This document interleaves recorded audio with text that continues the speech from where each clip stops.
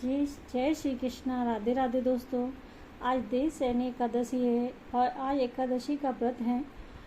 देवशयनी एकादशी के दिन के पश्चात जो है भगवान 29 जून से जो है भगवान श्री हरि क्षीर सागर में सोने के लिए चले जाते हैं और उसके पश्चात जो है वो चौमासा यानी चतुर्मास के पश्चात ही वो जागते हैं जो एकादशी पड़ती है उसको।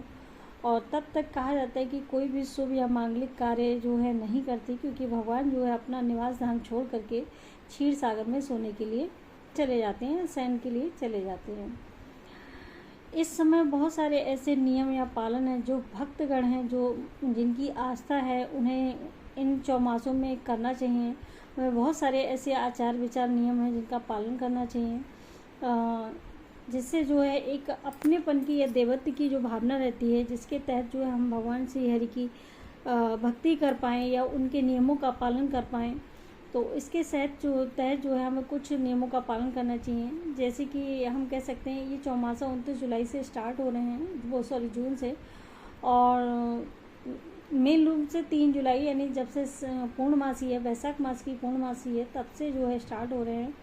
और इसमें सबसे पहला काम जो है हमें सबसे पहले अपने धाम में निवास करें, यानी इन 4 महीनों में कहीं ना कहीं हम कभी किसी मौके पर धाम पे जाएं और वहाँ रुकें। वैसे तो समय नहीं होता है, लेकिन हमें फिर भी धाम में जाना चाहिए और वहाँ निवास करना चाहिए।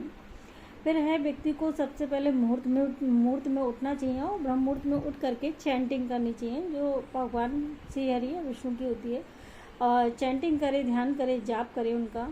और नंबर 3 बात है कि उनकी कथा सुने और उनका स्तवन करे, कथा सुने और स्तुति करें, फिर दान करें। और स्तुति सुनने या पढ़ने में आप क्या क्या कर सकते हैं, जैसे गीता का अध्ययन है, गीता का अध्ययन कर सकते हैं। घर में ठाकुर जी के जो मूर्ति या जो विग्रह रखे हुए हैं, ठाकुर जी को जो आप सेवा पूजा अर्चना करें, उनके समक्ष आप कीर्तन करें। एकादशी का व्रत रखें। 4 चौमासे में जो भी एकादशी पड़ेगी या जो भी एकादशी होगी उसमें एकादशी का व्रत रखना चाहिए हमें। और इन चौमासों में दीपदान भी करना चाहिए। और दीपदान करने के पश्चात जो है भगवान श्री हरि प्रभु को दंडवत प्रणाम करें। एक निश्चित दंडवत प्रणाम करें, जिसके माध्यम से हम ये ध्यान कर लें कि हमें 11 दंडवत प्रणाम करने हैं, 21 करने हैं, जो भी करने हैं। एक निश्चित दंडवत प्रणाम करें और वैष्णव सेवा व साधु संतों की सेवा करें। वैष्णव सेवा यानी जो साधु संत आते हैं, सबसे बड़ी सेवा तो साधु संत की सेवा ही मानी जाती है। वो उससे भगवान श्री हरि भी प्रसन्न होते हैं और उस पूजा सेवा को आप कुछ शीघ्र ही स्वीकार कर लेते हैं। इसमें क्या है कि मन से ब्रह्मचर्य का पालन करें। इन चौमासे में जो है व्यक्ति या जो भी भक्तगण हैं, मन से, तन से और धन से ब्रह्मचर्य का पालन करें। और इसमें कुछ नियम होते हैं, जो नियमों का और भी पालन करना जरूरी है। जैसे इन्होंने कहा है कि इसमें दीपदान अवश्य करना चाहिए चौमासे में।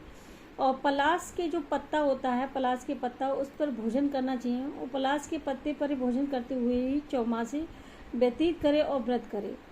उन्होंने कहा है कि वो लोग भगवान श्री हरि के प्रिय होते हैं जो चौमासे में पलाश के पत्ते पर भोजन करते हैं या नियमों का पालन करते हैं, क्योंकि चौमासे में भगवान विष्णु क्षीर सागर में सोए रहते हैं या अपने निवास स्थान जाकर सोए रहते हैं। इसलिए भक्तों को या मनुष्य को भूमि पर शयन करना चाहिए, जितना हो सके भूमि पर शयन करे। और सावन में कुछ चीज़ों का त्याग करना चाहिए, जैसे साग का त्याग करना चाहिए। भादों में दही नहीं खाना चाहिए, दही या दूध का वर्जित होता है, तो भादों में दही का सेवन ना करे। और कुंवार में जो है दूध का सेवन ना करे। और कार्तिक जो माह आता है, कार्तिक में दाल जो होती है, दाल का त्याग कर देना चाहिए व्यक्ति को। अथवा जो चौमासे में ब्रह्मचर्य का पालन करता है, इन सब चीज़ों को, नियमों का पालन करता है, यानी जो भी विधि विधान बताए गए हैं उन सब का पालन करता है। दूसरी बात, हमें जो है किसी की भी निंदा नहीं करनी चाहिए। हमें किसी की चुगली नहीं करें, निंदा ना करें।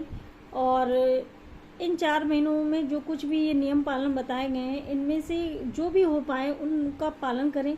ये ज़रूरी नहीं निश्चित कि इतने नियम हैं तो ये सब रेगुलर सीक्वेंस से करने ही करने हैं या आवश्यक हैं। जो हो पाए, जो आवश्यक बन पाए, उन नियमों का पालन करें। और जो भी इन सब चीज़ों का पालन करता है वह परम गति को प्राप्त होता है। और एकादशी के व्रत से ही मनुष्य जो है समस्त पापों से मुक्त हो जाता है। और इसीलिए व्यक्ति को एकादशी के व्रत का भी पालन करना चाहिए। जितने से जितना हो सके भगवान श्री हरि में ध्यान लगाएं, मनन करें, क्योंकि भगवान श्री हरि जगत हरि हैं और वो सबके परम पिता हैं। तो हमें जो उनकी आराधना करनी चाहिए, उनको कष्ट ना हो, उनकी जितनी सेवा अर्चना अपने वचनों और कर्मों के द्वारा कर सकें वो हमें अत्यधिक करनी चाहिए। जय श्री हरि कृष्णा। राधे राधे दोस्तों।